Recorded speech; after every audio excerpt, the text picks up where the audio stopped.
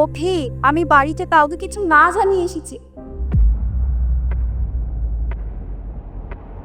জীবনে আমরা যা পাই না তার প্রতি আমাদের আকর্ষণ চিরকালই থেকে যায়, আর যা পেয়ে যাই সেটাকে আমরা অবহেলা করি।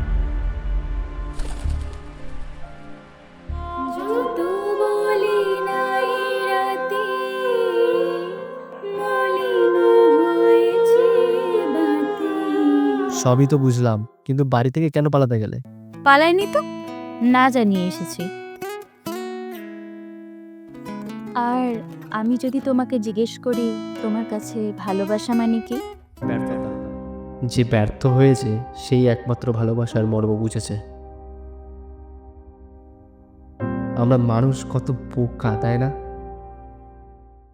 যত বলি নাই রাতে মলিন হয়েছে বাতি।